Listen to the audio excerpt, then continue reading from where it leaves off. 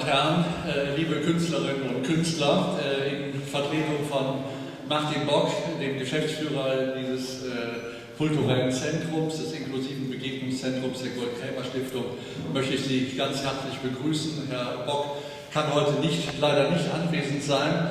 Deswegen nur noch ein, zwei Sätze zu diesem Zentrum, das sich seit einigen Jahren zu einer bedeutenden, würde ich sagen, Kulturstätte in Frechen entwickelt hat, mit vielen Angeboten von Musik, Kleinkunst, Theater, Kunst vor allen Dingen im Jahr und Angebote für Menschen mit und ohne Behinderung.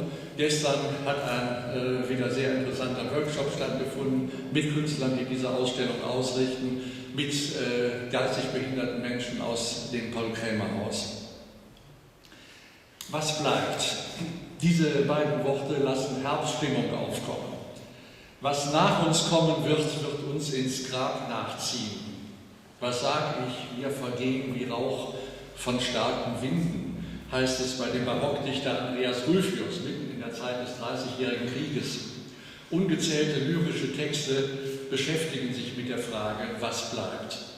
Die Frage wird meist verstanden als, was bleibt von unseren Erdentagen. Bei den Antworten überwiegen Desillusionierung und Skepsis. Verblendet ist, wer glaubt, dass die Spur von seinen Erdentagen nicht in Äonen untergehen könne. Was wir machen und was wir selbst sind, zerfällt zu Staub und Asche. Hoffnung wird suggeriert auf Grabsteinen und den Todesanzeigen, die Hoffnung auf ein Weiterleben in der Erinnerung. Hölderlins Schlusszeile, was aber bleibet, stiften die Dichter, lebt von dem oft geäußerten Gedanken, dass Texte und Kunstwerke die Existenz ihrer Urheber überdauern. Die Gruppe Zweifellos hat sich an ein bedeutendes Grundthema der Kunst herangewagt. Es geht um nichts weniger als darum, was nach uns kommt, nach uns als Individuen, nach uns als Gattung Mensch, nach diesem Planeten. Es geht aber auch, zeitlich kürzer gefasst, um das, was von einzelnen Ereignissen, menschlichen Artefakten, in der Erinnerung bleibt. All das sind fundamentale Themen, die Philosophie, Psychologie, Geschichtswissenschaft und andere Wissenschaften betreffen. 14 Künstlerinnen und Künstler, ein Musiker, ein Naturwissenschaftler, eine Choreografin richten ihren reflektierenden Blick mal auf die Vergangenheit, mal in die Zukunft und interpretieren auf ihre Weise das facettenreiche Thema. Eckhard Alker, Claudia Binder, Anne Bölling-Ahrens, Ines Braun, Klaus Hansen, Heike Kleres-Wost, Manuele Klein, Viola Kramer, Marfreda Scheid, Astrid Reimann, Alfons Sauer, Gerd Schleser, Gisela Schwarz, Lothar Sütterlin, Petra Vetter, Detlef Weigand, Margret Weiler. Die Spannweite dieses Themas spiegelt sich in zwei literarischen Texten. Der österreichische Liedermacher Ludwig Hirsch schrieb einmal in seinem Songtext 1928: Irgendwann einmal, kurz nach diesem gewaltigen, allerletzten Knall, wenn es auf der Erde nur mehr große nackte Steine gibt, mit einer fettigen schwarzen Rußschicht bedeckt, wird ein großes weißes strahlendes Raumschiff landen, irgendwo zwischen dem ehemaligen Los Angeles und dem verdampften Schwarzen Meer. Und diese fremden, hochgewachsenen Wesen werden Pillen an Bord haben, die sie uns Menschen als Geschenk überreicht hätten. So wie man immer, wenn man irgendwelche Wilde besucht, ihnen kleine Geschenke überreicht. Pillen gegen die Traurigkeit hätten sie uns geschenkt, wenn wir noch da gewesen wären. Die gelandeten Besucher finden keinen Menschen mehr vor. Sie möchten aber gerne wissen, wie diese gelebt hätten. Da finden sie in der Asche einen Filmprojektor mit einem eingelegten Film. Den projizieren sie auf ihr weißes Raumschiff. Und es erscheinen Mickey Maus, Kater Kalia und Goofy. Sie waren lustig, diese Menschen. Wir hätten unsere Pillen gegen die Traurigkeit völlig umsonst überreicht. Wir sehen, wer sich ein Bild aus den zufällig überlebenden Überresten macht, ohne Kenntnis eines Kontextes, bekommt ein verzerrtes Bild der Vergangenheit. In seinem Roman 100 Jahre Einsamkeit lässt Gabriel García Márquez eine Seuche das kleine Dorf Macondo heimsuchen. die bewirkt, dass seine Bewohner stufenweise bestimmte Gedächtnisfunktionen einbüßen. Zuerst die Kindheitserinnerungen, dann die Namen und Funktionen von Gegenständen, später auch das Bewusstsein des eigenen Ichs. Der Roman entwirft eine Welt ohne Gedächtnis. Im weiteren Fortgang der Handlung wird dem Leser klar, dass unser Ich, unser soziales Leben von der reibungslosen Arbeit unserer Gedächtnissysteme abhängen. Was bleibt an Spuren? Im ersten Semester Geschichtswissenschaft lernt man, was absichtlich und zu überdauern niedergeschrieben wurde, nennt man Überlieferung. Was unabsichtlich von der Vergangenheit zeugt, das sind die Überreste. Deren Überdauern verdankt sich oft ihrem dauerhaften Material. Die steinernen Paläste der Mächtigen leben weiter, wenn sie nicht mutwillig zerstört werden, wie zuletzt in Palmyra. Die Holzhütten der Armen zerfallen. Die Pyramiden haben überlebt, nicht aber die größte antike Bibliothek, die von Alexandria. Die Sieger und die Mächtigen wollen Spuren hinterlassen. Nur wenig aber bleibt von den Unterlegenen und Armen. Wer in Rom der Damnatio Memoriae anheimfiel, dessen Name wurde aus den Annalen getilgt und nie wieder erwähnt. Ironie der Geschichte, gerade dadurch sind die Namen dieser Ausgestoßenen auf uns gekommen. Auch in der Natur findet sich die Akkumulation von Informationen. Wir lesen in fossilienführenden Sedimentschichten wie in einem Buch oder in den Jahresringen von Bäumen, wie uns gleich Herr Professor Schleser eindrucksvoll demonstrieren wird. Dem Internet wird ein ewiges Gedächtnis nachgesagt und manche Betroffene klagen dagegen ein Recht auf Vergessenheit. Über den Prozess, wie der Mensch Informationen, Erlebnisse, Gefühle in seinem Gedächtnis speichert und abruft, wissen wir immer mehr, aber noch viel zu wenig. Der Prozess des Erinnerns ist so komplex, weil Emotion, Bewusstsein, Verstand, Sinnes- und körperliche Erfahrungen gleichermaßen beteiligt sind. Aber auch vorgeburtliche Eindrücke aus dem Mutterleib werden gespeichert und können Erinnerungsspuren hinterlassen. Erinnerungen sind nicht objektive Aufzeichnungen der Wirklichkeit, weil Gefühle und Empfindungen beteiligt sind. Die persönliche Perspektive, die biografischen Voraussetzungen sorgen dafür, dass keine zwei gleichen Berichte abgeliefert werden, wenn Zeugen zum selben Ablauf befragt werden. Erinnerung trügt, ist unzuverlässig. Stimmt es denn, was wir über unser Leben berichten? Selbst wenn wir uns nur mit uns selber verständigen, täuschen uns Erinnerungslücken, Erinnerungsstörungen nach traumatisierenden Erlebnissen. Ja, es gibt sogar Fehlerinnerungen von Ereignissen, die gar nicht stattgefunden haben. Einfache Vorstellungen, wir würden unserem Gedächtnis Informationen entnehmen wie ein Computerprogramm von einer Festplatte, erscheinen damit fraglich. Demenz lässt Erinnerungen zerbröseln. Da der Mensch, so schrieb Nietzsche, mit der Gabe und der Last der Erinnerung geplagt sei, schiele er sehnsüchtig nach dem Glück der Tiere, die ganz im Augenblick leben. Der Erforschung der Erinnerung komplementär ist die Erforschung des Vergessens. Glücklich ist, wer vergisst. Noch so ein typisches Sprichwort. Wenn Unbearbeitetes ins Unbewusste verdrängt wird, taucht es in Reminiszenzen quälend wieder auf. Zur Therapie von Wiederholungszwängen ist Erinnerung unerlässlich.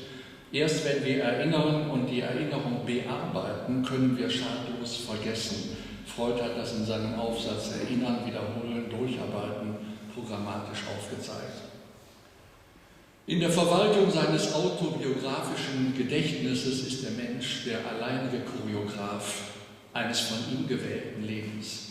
Über Erinnerungen schafft er sich seine eigene Welt in höchstmöglicher Freiheit. Schreibt er sein Lebensskript. Über seine Erinnerungen konstruiert er sein Leben. Als einziges Lebewesen ist der Mensch in der Lage, sein Handeln an seinen Erinnerungen auszurichten. Nicht von ungefähr hat der amerikanische Gedächtnisforscher und Psychologe Daniel Schechter die Kurzformel geprägt: Wir sind Erinnerung. In dieser Ausstellung geht es um Erinnerung. Seit Aristoteles war der Begriff als philosophischer auf den reflektierenden Menschen bezogen. Dann wurde er auf kollektive und auf erinnerungsfähige Lebewesen ausgedehnt. Ob er auf Natur oder auf Materie angewandt werden kann, darüber lässt sich streiten. Bei einzelnen Menschen meint Erinnerung das autobiografische Gedächtnis. Bei sozialen Gemeinschaften spricht man von der Familie als erinnerndem Subjekt oder gar von der Nation. Vor 30 Jahren entstand gar eine Richtung der Geschichtswissenschaft, die eine ganz neue Geschichte festgemacht an Erinnerungsorten begründete. Aus den kollektiven Erinnerungen bildet sich eine Kultur des Gedenkens, bilden sich nationale Mythen. Wie das Eingangsbeispiel aus dem fiktiven Dorf Macondo gezeigt hat, ist in der Evolution beim Menschen herausselektierte Erinnerungsfähigkeit Grundvoraussetzung für ihn zu überleben. Wir staunen auch bei Tieren über Leistungen, die anscheinend einer Art Erinnerung zuzuschreiben sind. Bei den Zugvögeln, bei Lachsen, bei Schildkröten, bei Ameisen, bei verlorenen Haustieren, die über tausende Kilometer nach Hause fliegen. Wie funktioniert Erinnerung? Wie prägt sich eine Information in unserem Gedächtnis ein? Dass sie durch Assoziationen, aber auch durch Sinnesreize angestoßen werden kann, wissen wir. Der Duft des Lindenblütentees und der Geschmack einer Madeleine rief Marcel Proust die Kindheitsgeschichte wieder hervor. Aber wie kann das einmal abgespeicherte gezielt und willentlich wieder hervorgeholt werden? Ich freue mich, Ihnen schon jetzt die Kurzvorträge von Herrn Professor Alphonse Sauer und von Petra Vetter ankündigen zu können, die uns frappierende Erkenntnisse über das Memorieren der Noten von Musikstücken bzw. von Tanzschritten vorstellen werden. Verläufe werden in unserem prozeduralen Gedächtnis abgespeichert.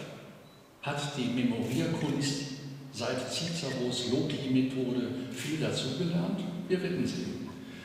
Was hat Kunst, was haben Musik und die darstellenden Künste mit Erinnerung zu tun?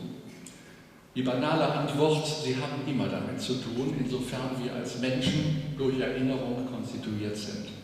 Konkreter aber, eine Reihe von künstlerischen Genres hat sich konkreter mit dem Erinnern beschäftigt und damit den Aspekt der Zeit zum Thema gemacht. Arbeiten, die wir als Spurensuche bezeichnen, oder Dokumentationen mit dem Ziel, bestimmte Artefakte im Bild zu erhalten. So auch hier bei den ausgestellten Werken, die das Vergehen der Zeit und ihr Wiedergewinnen durch die Erinnerung thematisieren. So vielfältig wie das Thema, so vielfältig sind die Annäherungen mit den jeweiligen künstlerischen Mitteln.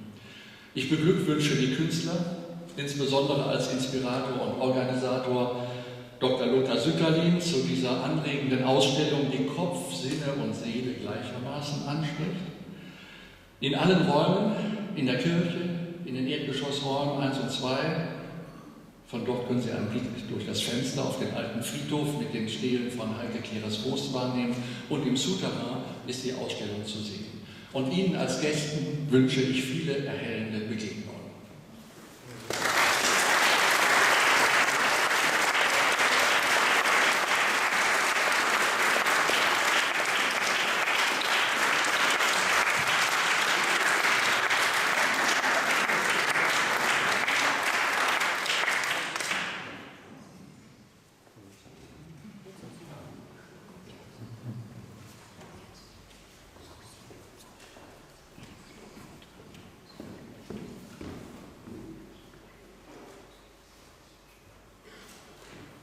Ja, guten Morgen, meine Damen und Herren. Großartig, ich möchte also ein Kompliment machen für diese Idee, aus verschiedenen Perspektiven sich dieses Thema anzunehmen. Wer mich kennt, der weiß, ich liebe die freie Rede. Allerdings sind wir in der Zeit so limitiert und das Thema so breit, dass es sonst zu lange werden würde. Und deswegen habe ich ein Manuskript dabei, ich bitte um Vergebung. Als ich von dem Thema hörte und ich gebeten worden bin, darüber etwas zu sagen, habe ich später gemerkt, dass es sehr, sehr viele Deutungsansätze gibt. Zu Beginn, die erste Assoziation war, was bleibt? Ja, da habe ich gedacht, ist doch ganz klar, hier geht es um die Problematik des Sterbens. Schließlich hofft fast jeder, dass etwas bleibt, wenn man mal nicht mehr ist. Viele trösten sich damit, dass es die eigenen Kinder sein mögen, die die Staffel der eigenen Gene weitertragen. Künstler hoffen vielleicht, dass das ein oder andere Werk zu erschaffen, das möglichst lange nach dem eigenen Ableben noch Aufmerksamkeit findet. Alle Weltreligionen versuchen zu trösten, dass es ein Leben nach dem Leben gibt. Aber was ist mit denen, die keine Kinder haben, areligiös sind und auch keine Kunstwerke erschaffen können? Hier mag vielleicht eventuell die Physik trösten in der Erkenntnis, dass Energie nur umgewandelt und nicht vernichtet werden kann. Beim zweiten Nachdenken über das Thema Was bleibt, kam mir die Idee über das Erinnern, das Vergessen und das Erlernen. Über das Erlernen im Allgemeinen und das Erlernen eines Musikinstrumentes im Besonderen in den Sinn. Hier bin ich also in meinem Metier gelandet. Als künstlerischer Leiter der ersten Wiener Klavierschule, die dieses Jahr in Frechen-Königsdorf eröffnet wurde, erinnere ich mich besonders gerne an die damals in Wien vielleicht besten Lehrer der Welt, die ich genießen durfte und die eines gemeinsam hatten. Sie starteten beim Studium der Meisterwerke immer aus der Hubschrauberperspektive, um sich dann mit der Zeit langsam dem Erdboden zu nähern, der in diesem Fall die akustische Realität abbildet. Wir sprechen also von der Interpretationskunst der Musik alter Meister. Wenn das Ziel klar ist, werden die Mittel auch klar sein. Je näher der Künstler dem Konzert ist, desto intensiver wird er am Detail arbeiten, bis schließlich jeder Takt aus möglichst allen unterschiedlichen Perspektiven beleuchtet wurde. Gesundheit. Das hilft dann beim Konzert, den roten Faden zu behalten, einfach deswegen, weil man so viel zu tun hat. Ohne den Blick auf das Wesentliche zu verlieren, weil man ja angefangen hat, aus der Hubschrauberperspektive das Ganze zu sehen. Denn es gibt nur eine Chance für den ersten Eindruck, wenn man ein Werk neu einstudiert. Und der ist durch die Hubschrauberperspektive die Einbettung des Werkes als Ganzes in den historischen und individuellen Hintergrund des Meisters. Idealerweise steht am Ende das Loslassen, um eins zu werden mit der Energie des Universums, wenn ich es einmal so hochgestochen formulieren darf. Voraussetzung dafür ist aber, dass die ganze Arbeit vorher in Perfektion abgeschlossen wurde. Erst dann hat man die Chance, eine Gnade zu erfahren, die sich so äußert, dass man das Gefühl hat, nicht selber zu spielen, sondern gespielt zu werden. Wenn überhaupt, dann geschieht dies nur sehr selten im Leben.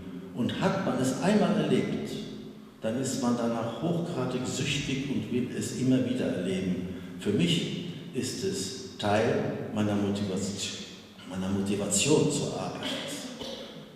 Und so sind die 3 Stufen der Meisterschaft. Erstens, Problem erkennen. Zweitens, Lösung für das Problem finden. Drittens, die Lösung automatisieren, so dass man nicht mehr dran denken muss, dass es von selber geht. Soweit zum Erlernen. Kommen wir nun zum Erinnern und Vergessen. Das eine ist positiv, das andere negativ besetzt. Dabei ist beides so wichtig für die Entwicklung. Vergessen kann man nichts, was man erlebt oder erlernt hat. Es wird nur woanders abgespeichert, wo es nicht spontan verfügbar und abrufbar ist.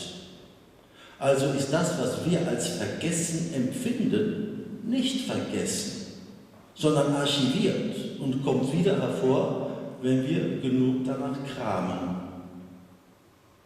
Für den Interpreten, der ein Werk neu einstudieren will, ist es geradezu ein Segen, sich nicht spontan an alte Versionen samt seiner Fehler zu erinnern. Man weiß zwar, was kommt, aber das Wie erfährt fast immer eine neue Qualität.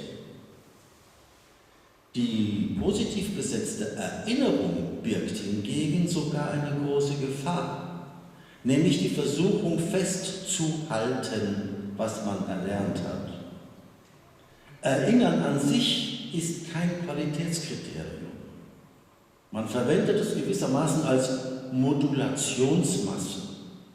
Wir üben also nicht, um etwas zu fixieren, sondern um flexibel genug zu sein für den schöpferischen Augenblick. Etwa wie selbst der beste Fußballspieler kein Tor garantieren, sondern nur durch intensives Training die Wahrscheinlichkeit dazu erhöhen kann. Das, was also in Kürze ein Nachdenken oder über Erinnern, Vergessen und was bleibt oder was soll bleiben bei der professionellen Erarbeitung eines musikalischen Werkes, zum Beispiel auf dem Klavier.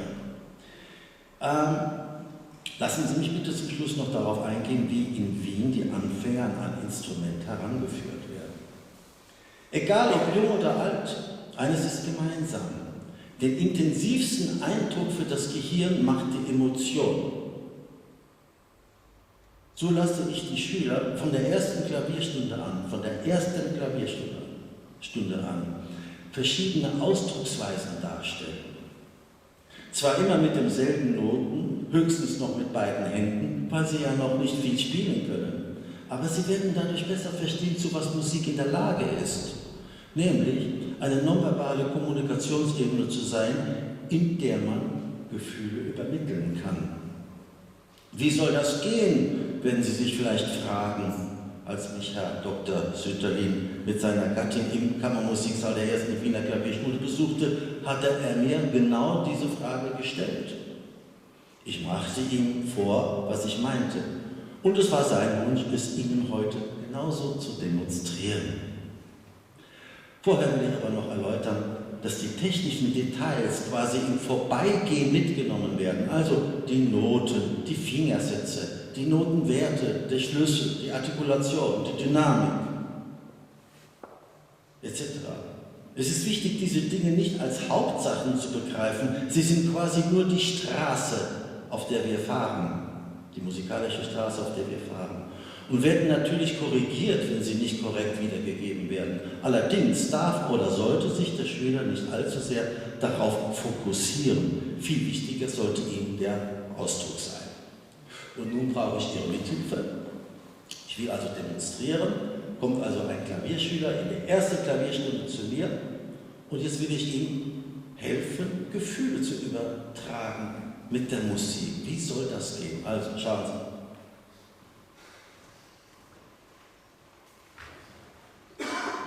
Fragen wir der Schüler, ich sage ihm, ob er das auch kann. Ein Ton, einmal mit der rechten Hand, einmal mit der linken Hand, einmal mit der rechten Hand, einmal mit der linken Hand. Dann lasse ich ihn das probieren.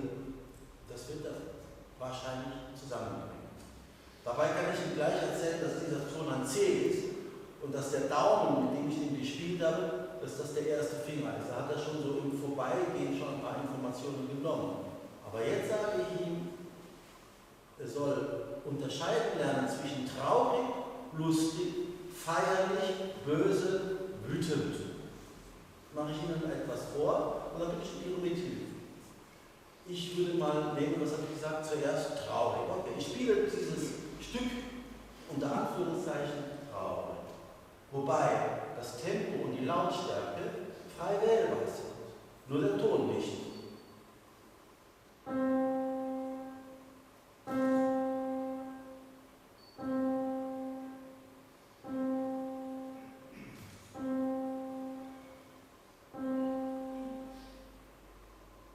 Jetzt bitte ich Sie, von den anderen Charakteren eines zu wählen.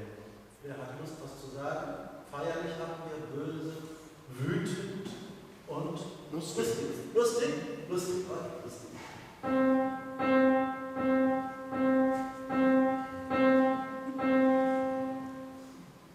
Noch etwas? Feierlich. Feierlich.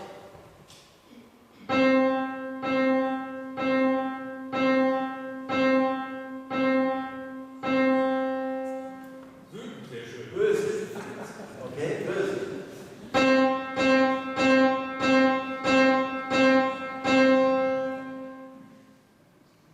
Fehlt noch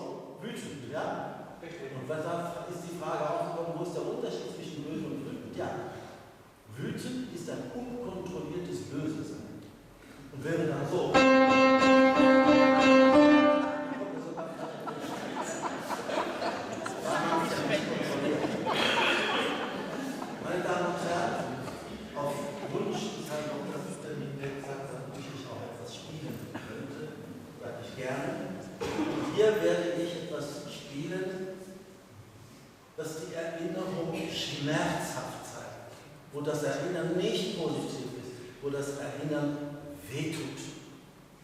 Ich spiele von Frédéric Chopin ein Nocturne Opus posthum, das er niemals aufgeführt hat, das man nach seinem Tod im Schreibtisch gefunden hat, das er komponiert hat, als er gehört hat, dass sein bester Freund gestorben ist. Er hat es komponiert, ohne es vorführen zu wollen. Es lag lange in seiner Schublade über ein Jahr, das zu komponieren, 1848, ein Jahr vor seinem Tod. So. Und Sie werden hören, wie die Erinnerung auch an die schönen Zeiten in diesem Stück anklingen, aber wo der Schmerz natürlich obsiegt.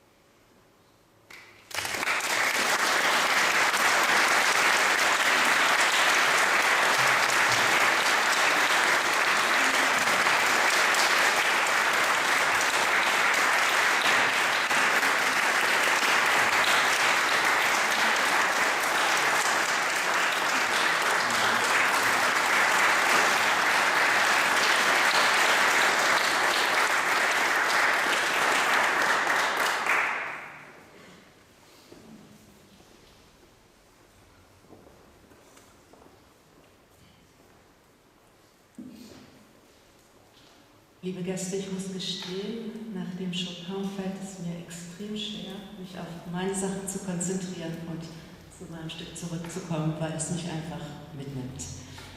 Und zwar in jeder Hinsicht. Als Lothar Sütterlin mich fragte, ob ich mir vorstellen könnte, mit einem Beitrag aus dem Bereich Tanz an dieser Ausstellung teilzunehmen, habe ich sehr spontan zugesagt, weil sich sofort eine Idee herauskristallisiert hat. Aus dieser Idee ist ein kleiner Film geworden, den Sie vielleicht schon gesehen haben oder noch sehen werden. Und in diesem Film geht es um das Körpergedächtnis. Wir Tänzer, wir müssen uns ein Körpergedächtnis antrainieren, um die Technik, die wir für Bühnentanz brauchen, erinnern zu können, abrufen zu können, verinnerlichen zu können. Was das mit diesem Körpergedächtnis genau auf sich hat, werden Sie in dem Film sehen. Was ich Ihnen jetzt noch darüber erzählen möchte, ist, dass es sehr harte Arbeit ist, sich dieses Körpergedächtnis anzueignen. Und es hat in dieser Phase der Arbeit mit Emotionen im Sinne von Darstellung, künstlerischer Darstellung, nichts zu tun. Ich möchte Ihnen das an einem kleinen Beispiel demonstrieren und dafür gehe ich jetzt von diesem Mikrofon weg und hoffe, dass Sie mich trotzdem hören. Die erste Übung, die wir im klassischen Ballett lernen als Schüler, ist ein Demi-plié in der ersten Position. Diese Wörter müssen Sie jetzt nicht weiter stören, das wird sich gleich aufklären. Das Problem ist, wir können es nicht. Was tun? Ein ähnliches Problem wie bei Ihnen, nur bei uns ist die Lösung leider etwas schwerer. Oder zumindest hat noch niemand eine bessere oder angenehmere Lösung gefunden. Um in die erste Position zu kommen, drehe ich mein Bein im Hüftgelenk aus, um es aufstellen zu können. Das zweite Bein folgt. Meine Fersen müssen jetzt zusammen sein, klappt nicht, weil ich nicht die richtigen Schuhe anhabe. Kein Problem. Können Sie mich sehen oder soll ich weiter noch zurückgehen? Alles gut? Viele Leute sagen, kein Problem, das kann ich auch. Ha, super. Nur leider sieht das von der Seite so aus. Ich übertreibe sehr. Das, was die erste Position ausmacht, nämlich die Auszeit des Dreh- und Becken, um so stehen zu können, ist nicht vorhanden, wenn ich mich falsch aufstelle. Um das einigermaßen in den Griff zu kriegen, und ich meine das im wahrsten Sinne des Wortes, stehe ich mit dem Gesicht zur Stange, diese Stange im Ballettsaal und umlaufen und halte mich mit beiden Händen fest. Ich muss mich festhalten, sonst falle ich hier in der Mitte auseinander. Ich muss also daran denken, Auswärtsbürgen, Hüftgelenk, Fersen zusammen, Knie hochgezogen. Ich darf nicht auf die Füße gucken. Ich muss hier aufrecht stehen, die Kopf darf nicht da sein, ich darf nicht da sein, hochgezogen. Ich halte mich also jetzt fest, um die eigentliche Übung ausführen zu können. Ich muss etwas mit meinen Knien tun. Und viele sagen mir, ja, kein Problem.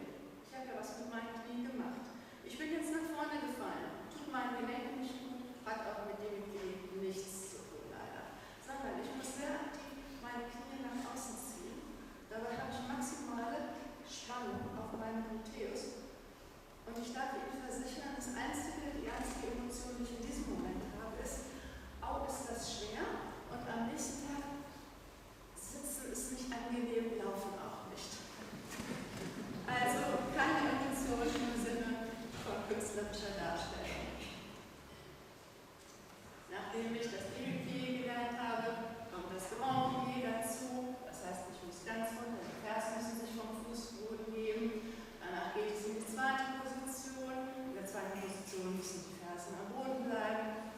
Und wenn ich das halbwegs beherrsche, dann wird es nochmal sehr gemein, weil ich dann meine Position mit beiden Händen an der Stange aufgeben muss und nur noch mit einer Hand an der Stange bin. Das bringt mir die Schwierigkeit,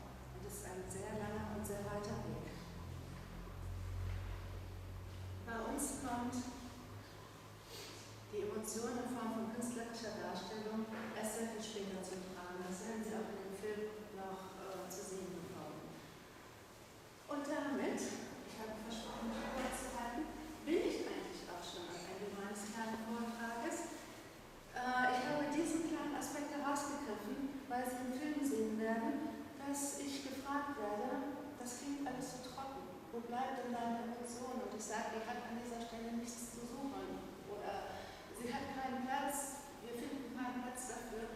Und ich wollte Ihnen das kurz verdeutlichen, womit wir beschäftigt sind. Und zwar so sehr beschäftigt sind, dass wir in diesem Augenblick keine Zeit haben. Das heißt natürlich nicht, dass wir keinerlei Emotionen in diesem Teil der Arbeit haben. Denn wir bekommen kleine Tänzchen, wir bekommen kleine Choreografien, die wir schon leisten können, sodass die Freude am Tanzen nicht verloren geht. Aber im Großen und Ganzen harte Arbeit und die Emotionen, die wir brauchen, um durchhalten zu können, das ist die absolute Liebe zum Tanzen. Ich möchte Ihnen noch viel Spaß wünschen in dieser Ausstellung und ich bedanke mich für Ihr Interesse.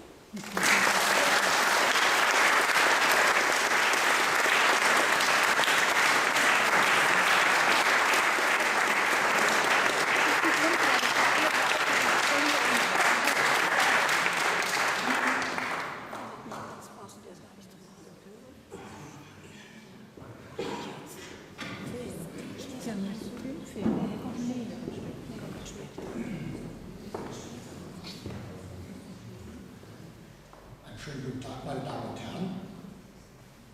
Die heutige Thematik ist ja Erinnern, was bleibt. Das heißt, sich die Vergangenheit im Grunde genommen vergegenwärtigen.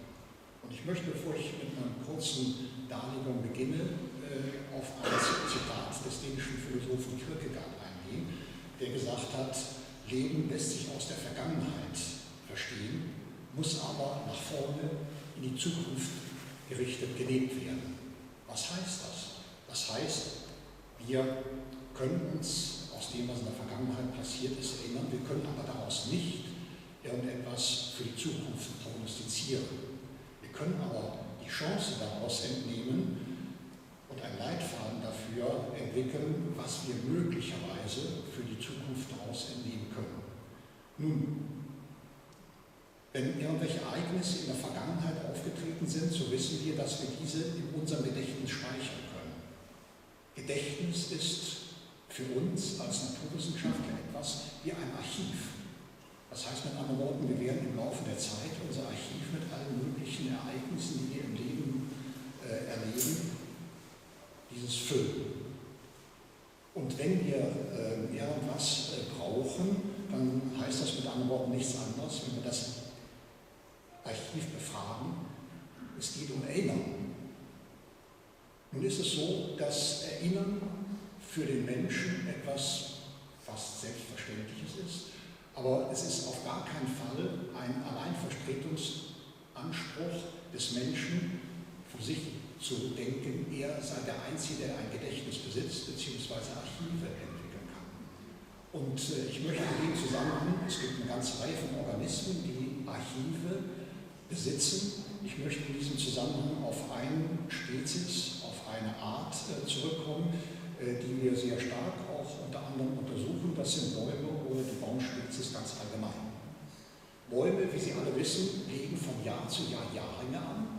Und diese Jahrringe repräsentieren im Grunde genommen, wenn man sie in der Abfolge von Jahr zu Jahr sich anschaut, ein Archiv, in dem diese Bäume eine ganze Reihe von Informationen speichern, die wir normalerweise aber nicht so ohne weiteres aus diesem Archiv herausnehmen können. Das heißt mit anderen Worten, wir haben nicht ohne weiteres die Möglichkeit, einen Übersetzungsschlüssel zu finden, um diese Informationen uns zu eigen zu machen. Nun, Sie wissen alle, Sie kennen Bäume, die haben manchmal breite Jahrringe, manchmal schmale Jahrringe. Das bedeutet mit anderen Worten, wir haben manchmal die Vorstellung, der Baum ist ganz gut gewachsen oder er ist mal schlecht gewachsen, weil irgendwelche umweltrelevanten Dinge nicht so dem Baum gepasst haben. Das sind aber rein qualitative Aussagen, mit denen wir nicht sehr viel anfangen können. Der Naturwissenschaftler geht dann hin und versucht mit irgendwelchen naturwissenschaftlichen Methoden, in diesem speziellen Beispiel durch Röntgenstrahlanalysen oder durch die Untersuchung von stabilen Isotopen an Kohlenstoff, Sauerstoff und Wasserstoff, der Hauptbestandteile des Holzes, zum Beispiel Zellulose und Lignin, sich anzuschauen, was möglicherweise getan werden kann, um diese Informationen, die ein Baum in seinem Jahren speichert, in irgendeiner Form zu übersetzen, sodass er für uns zugänglich wird. Und in der Tat, solche Möglichkeiten haben wir mit den Methoden, die ich gerade unter anderem erwähnt habe.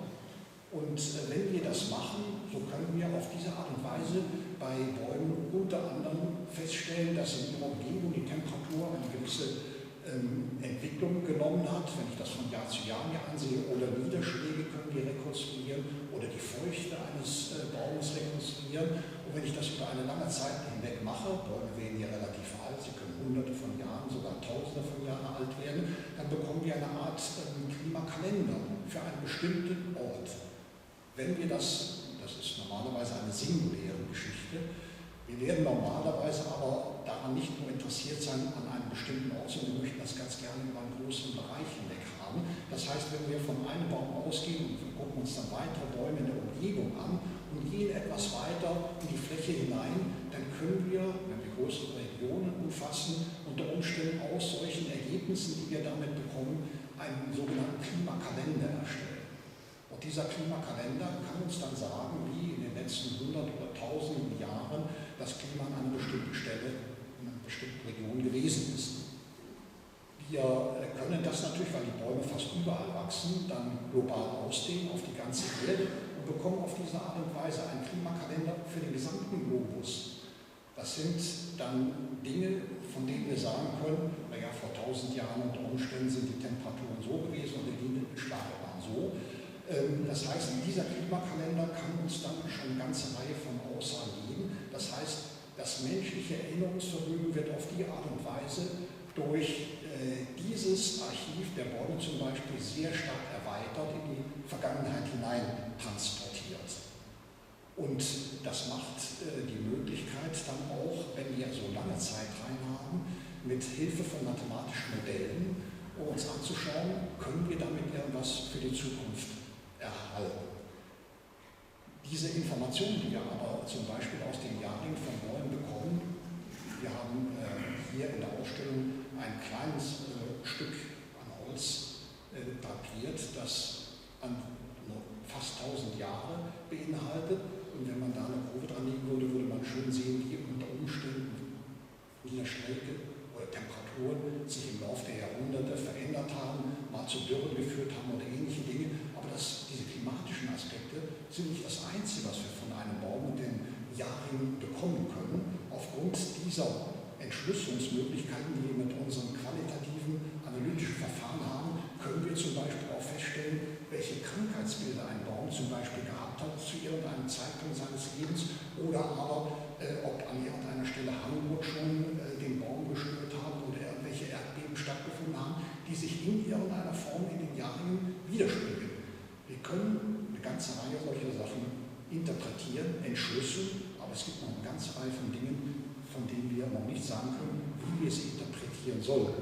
Nichtsdestotrotz, auf diese Art und Weise haben wir die Möglichkeit, sehr weit in die Vergangenheit zurückzugehen. Und wenn ich jetzt auf mein Eingangsstatement zurückkomme, das heißt, von Kierkegaard, wir müssen uns die Zukunft in irgendeiner Form erarbeiten aus der Vergangenheit heraus. Somit haben wir hier eine Möglichkeit mit Hilfe der Jahrringe, weil sie sehr weit zurückgehen, eine große Spannweite haben, mit mathematischen Modellen ziemlich sichere Aussagen zu treffen, die wir dann auch anwenden können für Voraussagen der Zukunft.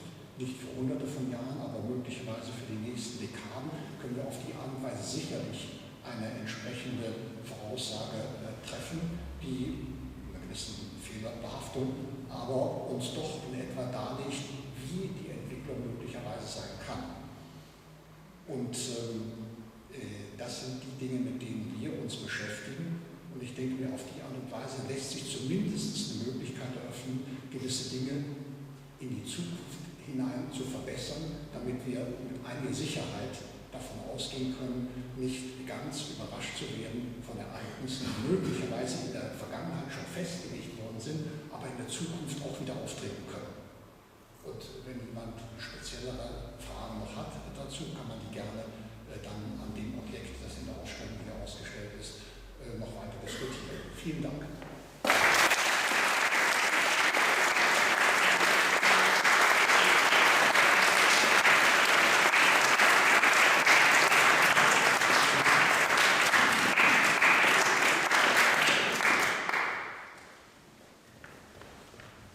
Ich möchte noch eine kleine Sache nachholen. Ich freue mich sehr, dass die gerade neu gewählte Bürgermeisterin der Stadt Frechen, Frau Susanne Stumpf, bei uns ist und dass sie Interesse an diesem Thema hat.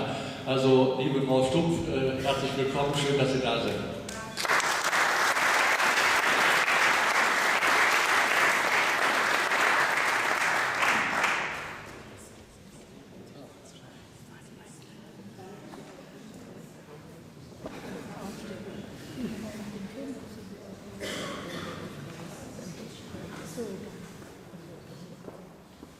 Ich grüße Sie.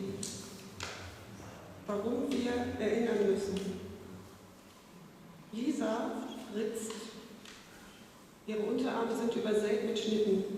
Einige sind verheilt, einige sind schon älter, ein paar sind frisch. Sie findet sich hässlich und zu dick und raucht bei jeder Gelegenheit. Cassie, 14, hat sich in der Schule immer wieder mit anderen Mädchen schwer geprügelt. Es gab eine Anzeige wegen Körperverletzung. Mona, 17, ist schon seit 3 Jahren nicht mehr zur Schule gegangen. Sie wollte nicht mehr leben. Lisa, die sich so hässlich findet, stand diesen Sommer mit 5 anderen Mädchen auf der Bühne. Das heißt, das Publikum saß auf der Bühne. Die Mädchen nutzten den großen Raum der Festhalle und haben getanzt und gespielt und sich gezeigt. Sie hatten Spaß dabei, das konnte man sehen. Diese Mädchen waren und sind zum Teil noch Patientinnen der Kinder- und Jugendpsychiatrie der Westfälischen Klinik Marsberg. Die Namen sind alle geändert. Sie haben am Workshop Tanztheater eigene Wege gehen teilgenommen. Wenn Sie wieder zu Hause sind, sagen Sie Ihren Freunden, dass Sie in Kur waren. Wenn herauskäme, dass Sie in der Psychiatrie waren, würden Sie ohne Ende gemobbt, sagen Sie, und kriegten in der Schule kein Bein mehr auf die Erde. Nur eine wollte offensiv damit umgehen und offen darüber sprechen. Sie meinte, es wüssten zu Hause alle und es sei einfacher, als sich zu verstecken. Muss man sich im Jahr 2015 immer noch verstecken, wenn man psychische Probleme hat? Sind die Zeiten, wo es eine Schande war für eine Familie, ein psychisch krankes Kind zu haben, nicht schon lange vorbei? So sehr lange ist es noch nicht her, dass Menschen mit psychischen Problemen für immer weggesperrt und sogar ermordet wurden. Als lebensunwertes Leben. Auch Kinder, Jugendliche wie diese, auch in Marsberg, in derselben Klinik. Auf dem Anstaltsfriedhof gibt es ganze Reihen von Grabsteinen, deren Todesdaten alle in derselben Woche liegen, 1940.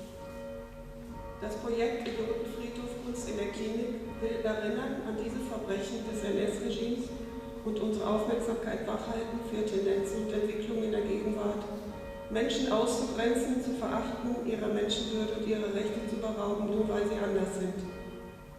Seit 2001 organisiert der Verein Kunst in der Klinik jedes Jahr Kunstworkshops für Kinder und Jugendliche in der Psychiatrie der Westfälischen Klinik Marsberg.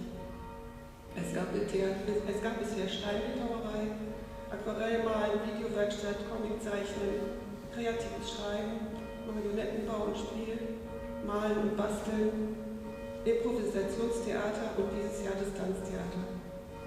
Dieses lebendige Mahnmal wird durch Spenden am Leben gehalten. Die Workshops in der Klinik wollen in der Gegenwart ein winziges Teil geben, wo in der Vergangenheit genommen wurde. Aber sie sind außerdem in die Zukunft gerichtet. Die Ergebnisse der Workshops werden am Schluss in einer Aufführung oder Ausstellung öffentlich präsentiert. Wenn dann ein Junge, der schwer traumatisiert sonst fast nie spricht, im Film eine Hauptrolle spielt, wenn die Lisa sich traut, vor Fremden zu tanzen, dann sehen die Zuschauer diese jungen Menschen mit schweren psychischen Problemen auf einmal mit anderen Augen. Auf eine Veränderung der Wahrnehmung zielt auch der andere Teil des Mahnmals in Marsberg. Den Friedhof, von dem ich eben sprach, betritt man am Eingang durch einen schwarzen Rahmen, 4 x 4 Meter. Dieser Rahmen ist kein Tor und hat auch sonst keinerlei sichtbare Funktion. Gerade deshalb lädt er den Besucher dazu ein, sich zu fragen, was ist hier und was ist da, wer ist draußen, wer ist drin, was ist krank, was ist gesund, normal, verrückt, nützlich, lebensunwert, lebendig, tot, richtig und anders. wer gehört dazu und wer nicht, damals und heute. Wer ist hier und wer ist da und wo stehe ich selbst? In der Vorarbeit zum Projekt habe ich mich sehr tief in die besondere Geschichte dieses Ortes hineinbegeben. Bis zu einem Punkt, wo ich mich fragen musste, was ich an der Stelle des jungen Assistenzarztes getan hätte, der später als Helfer eines medizinischen Menschenversuchs vernommen wurde. Hätte ich mich gegen die Anweisung meines Chefs geweigert, den Hebel umzulegen und diesen Menschen in der Kühlkammer sterben zu lassen? Nur wenn wir uns erinnern, dass es so etwas tatsächlich gegeben hat und wenn wir diesen Schmerz und dieses Grauen aushalten, können wir es anders machen. Ich danke Ihnen.